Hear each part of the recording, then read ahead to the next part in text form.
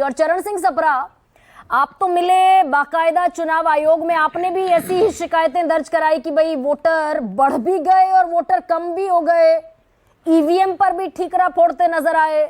तो राष्ट्रीय कार्यकारिणी की बैठक में तो राहुल गांधी ने एक शब्द नहीं कहा ईवीएम पर।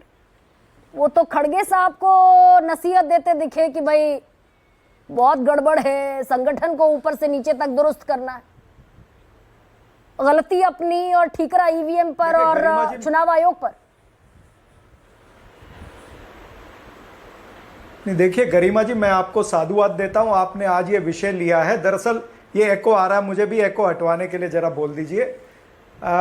सवाल ये है कि ये कंप्लेन जो है ये कोई पार्टी से कंप्लेन नहीं आ रही है, अभी जनता से कंप्लेन आ रही है। आज हम जो बात कर रहे हैं ये एनालिसिस अगर हम पूरी तरह से करें तो छोटे में मैं कहना चाहता हूं कि चुनाव आयोग के प्री पोल घोटाले भी हो रहे हैं और ड्यूरिंग द पोल भी, और पोस्ट पोल घोटाला भी चुनाव आयोग की तरफ से हो रहा है, इसलिए ये सारे प्रश्न चिन्ह उठ रहे हैं। अब हम बार बार देखते आ रहे हैं कि कहीं ना कहीं तकनीकी बूथ कैप्चरिंग होती है और ये निर्वाचन आयोग जो है ये भारतीय जनता पार्टी की टूल किट का हिस्सा नजर आ रहा है। ये एक नहीं कई लोग कह रहे हैं। और मार्कवाड़ी की जो आपने अभी बात की है, अगर वहां पर नतीजे आ चुके हैं, अगर गांव वाले वहां पर मॉक पोल करा रहे थे ना, वो कोई सच्ची पोल तो थी नहीं, और उस पोल से कोई निर्वाचन आयोग के आंकड़ों को फर्क पड़ने वाला नहीं था या महाराष्ट्र के आंकड़ों को फर्क पड़ने वाला नहीं था, तो फिर क्यों रुकवा दी भाई आपने वो पोल?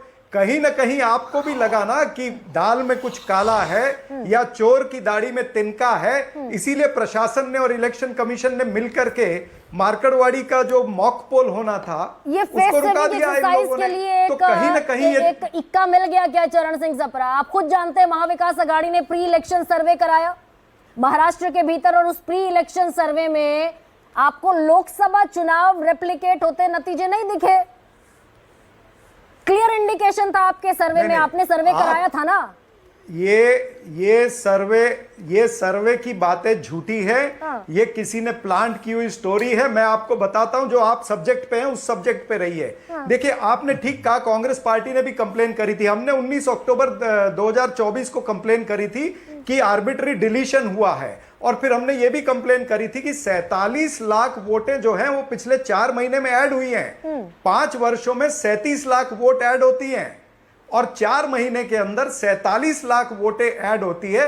तो हमने निर्वाचन आयोग को कहा भाई किस तरह से ऐड हुआ, उसका फॉर्म भरना पड़ता है, वो सारे फॉर्म जो है वो पब्लिक करिए। तो निर्वाचन आयोग जो है उसके ऊपर कोई उत्तर नहीं दे रहा। तो चलिए हमारी बात छोड़ दीजिए 19 अक्टूबर को। 17 चंडीगढ़ में एक मिनट आप मुझे मत सिखाइए ना, मेरी बात पूरी होने देंगे ना तो आपके दर्शक भी अप्रिशिएट करेंगे।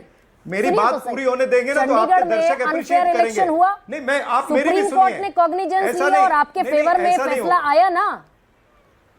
आप सुप्रीम कोर्ट की आड़ में मत छुपाइए, मैं तो इनके पर्दे खोल रहा हूं ना। मैं तो ये भी कह रहा हूं कि 17 अक्टूबर को हमने नहीं कंप्लेन करी। जो रजिस्टर्ड वहां पर जो अधिकारी था, सरकारी अधिकारी था, उसने धाराशिव में जाके, उस्मानाबाद में जाके उसने कंप्लेन करी है पुलिस स्टेशन में कि यहां पर जो है इलेक्टोरल फ्रॉड चल रहा है, फेक आधार कार्ड पर वोट जो है रजिस्टर हो रहे हैं। ये कंप्लेन पुलिस स्टेशन में हुई, ये कंप्लेन इलेक्शन कमीशन में हुई, क्यों नहीं निर्वाचन आयोग ने उसके ऊपर कोई कार्रवाई की है? और सुप्रीम कोर्ट ने कह दिया 26 तारीख को कि जीतेंगे तो खुशी मनाएंगे और हारेंगे तो हो हल्ला करते दिखेंगे। भाई सुप्रीम कोर्ट के सामने क्या प्रूफ गए हैं ये मुझे नहीं पता है, लेकिन ये सारे सबूत तो हमने निर्वाचन आयोग को दिए हैं ना। तो निर्वाचन आयोग ने बात करनी चाहिए। कंप्लेन निर्वाचन आयोग को कर रहे हैं, आप चर्चा सुप्रीम कोर्ट की कर रही हैं। अजीब बात हो रही है आज तो आपकी डिबेट पर। तो इस तरह से आप बीजेपी को संरक्षण मत दीजिए। सुप्रीम कोर्ट में जब वो दस्तावेज जाएगा तो सुप्रीम कोर्ट उस हिसाब से उत्तर देगी। ये दस्तावेज गया है चुनाव आयोग के पास में, निर्वाचन आयोग को उत्तर देना चाहिए। अब ये भी बात सच्ची है कि 47 लाख वोटें कैसे ऐड हो गई, और अगर आप मुझसे और आंकड़े जानना चाहेंगी तो मुझे 1 मिनट का समय दे दीजिए कि किस तरह से पहले निर्वाचन आयोग, अभी रावत साहब ने बातें की, उन्होंने कहा परसेंटेज बढ़ता है, लेकिन अगर आप पहले देखें जब चुनाव बैलेट पेपर से होते थे, आज तो डिजिटल इंडिया है, तब भी प्रोविजनल फिगर और फाइनल फिगर के बीच में 1 से 1.5% का फर्क रहता था। अभी प्रोविजनल फिगर और फाइनल काउंट के अंदर 7 और 8% और 9% तक फर्क आता है। ये मैं आपको बता दूं। और ये क्यों लोकसभा आता में है, मैं इसके चरण सिंह सवाल का सप्रा तो वही जवाब सवाल तो इलेक्शन पूछ रही हूँ कमीशन के आपसे पास भाई, नहीं है। ये परसेंटेज लोकसभा में बढ़ा ना। हाँ। लोकसभा में 303 से सीटें घटकर रह गई भारतीय जनता पार्टी की 240। नहीं नहीं नहीं नहीं नहीं नहीं नहीं नहीं नहीं नहीं मैं आपको बता रहा हूं, लोकसभा में जो आप कह रही है ना वो 1.70 करोड़ 1.70 करोड़ वोट बढ़े थे। हाँ। यानी एक कॉन्स्टिट्युएंसी के अंदर 28,000 वोट बढ़ गए एक कॉन्स्टिट्युएंसी में, और वो भी आंकड़े दिए 11 दिन के बाद। आपने तो 6-7 दिन कहा, 11 दिन के बाद इलेक्शन कमीशन ने आंकड़े दिए। मैं विधानसभा की बात कर रहा हूं। और महाराष्ट्र का उदाहरण सुन लीजिए जरा, मुझे 1 मिनट दे दीजिए। अहमदनगर के अंदर 12 सीटें हैं। 5 बजे क्या था प्रतिशत? 61.95। 11:30 बजे 71.73। डिफरेंस कितना हुआ? 9.78%। इस अहमदनगर की 12 सीटों में से बीजेपी 10 सीटें जीती, कांग्रेस 2 सीटें जीती है। जलगांव में 11 सीटें हैं टोटल। 5 बजे 54.69, 11:30 बजे 64.42। डिफरेंस कितना? 9.73। बीजेपी 11 जीती, इंडिया गठबंधन महाविकास आघाड़ी 0। कोल्हापुर में 10 सीट, 5 बजे 67.97 और 11:30 बजे 76.25। डिफरेंस कितना? 8.28।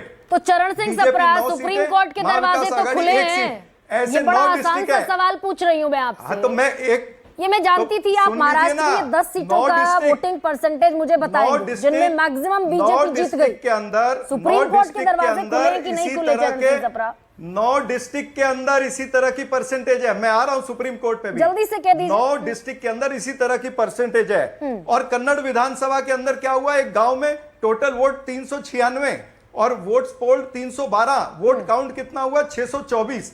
अब इलेक्शन कमीशन पे आता हूं। इलेक्शन कमीशन ने जो फिगर दिए ना वो पढ़ रहा हूं। वोट्स पोल्ड कितना? 6,40,88,195। लेकिन ये जितना भी चरण सिंह सप्रा, अब मैं बाकी मेहमानों पर जरा चली जाऊं, ये जितना भी डेटा आप लेकर बैठे हैं, सुप्रीम कोर्ट का दरवाजा तो खुला है ना। सुनील सिंह साजन, आप तो चुनाव आयोग के दरवाजे पर भी नहीं गए। सुप्रीम कोर्ट के दरवाजे सीसामऊ, कुंदरकी और ककरौली सबको लेकर बड़े खफा थे अखिलेश यादव। चरण जी एक सेकंड, मुझे आगे बढ़ने दीजिए, समय थोड़ा कम है। और मलूक जी तो आज मैं इसका जवाब दे दूंगा एक सेकंड में। ना सुप्रीम कोर्ट के पास भी जाएंगे। सप्रा साहब रुक जाओ यार, वो को बोलने दो। जवाब दे दे। इलेक्शन कमीशन जवाब नहीं दे रही ना। पहला पड़ाव क्या है? ठीक, इलेक्शन कमीशन, निर्वाचन आयोग के पड़ाव पर अब ठीक है चरण जी, चरण सिंह सप्रा ठीक है।